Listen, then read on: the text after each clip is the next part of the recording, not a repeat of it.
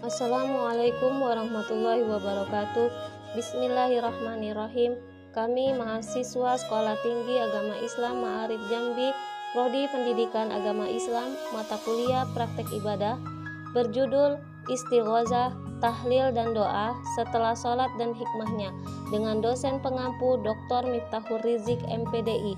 Kami dari kelompok 6, saya sendiri, Vika Diantari dan Rizky Febriana.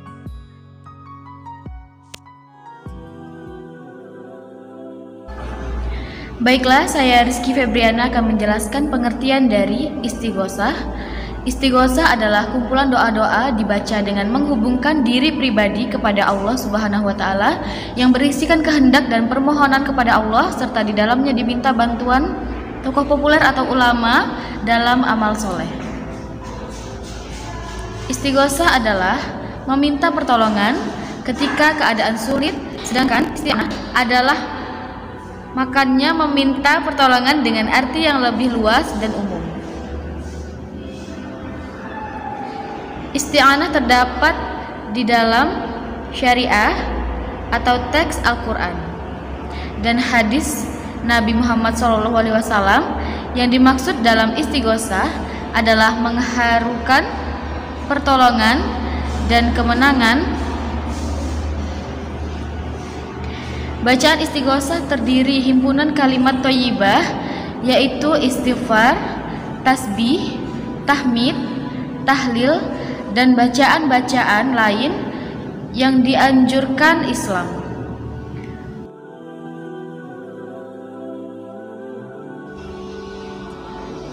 Kemudian manfaat dari membaca istighosah, Syekh Abdul Wahab Asy'arani dalam bukunya Berselimut Cahaya Tuhan menjelaskan tentang faedah berzikir serta riwayat yang mengajarkannya. Ketahuilah bahwa faedah-faedah melakukan zikir tidak terbatas, karena orang yang berzikir menjadi teman duduk Allah yang tidak melihat perantara antara dirinya dengan Tuhannya. Kaum sufi sepakat bahwa zikir merupakan pembuka kegaiban yang mendatangkan kebaikan, teman bagi keterasingan dan kesenangan.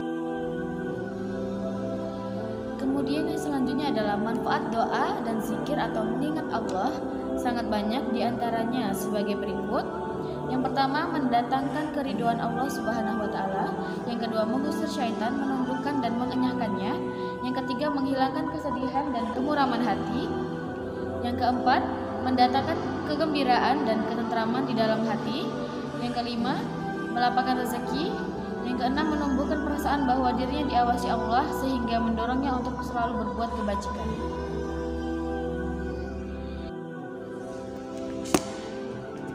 Kemudian yang selanjutnya yaitu pengertian tahlil. Secara lugah, tahlil berakal dari bahasa Arab yang artinya membaca atau mengucap kalimat La ilaha illallah. Makna inilah yang dimaksud dengan pengertian tahlilan. Dikatakan sebagai tahlil karena memang dalam pelaksanaannya lebih banyak membaca kalimat-kalimat tahlil yang mengesahkan Allah seperti bacaan tahlil dan lain sebagainya sesuai dengan tradisi masyarakat setempat atau pemahaman dari guru atau syekh suatu daerah tertentu. Pada pelaksanaan tahlilan selain bacaan tahlil juga ada bacaan tasbih, tahmid, takbir, sholawat, serta beberapa ayat Al-Quran seperti Quran Surah Yasin dan Al-Baqarah dan lain sebagainya yang bagi umat muslim dianggap memiliki fadilah dan syafaat. Baiklah, saya Vika Diantari selanjutnya akan membahas doa setelah sholat dan hikmahnya. Di dalam melaksanakan sholat yang kita kerjakan, sebaiknya jangan dulu beranjak dari sholat.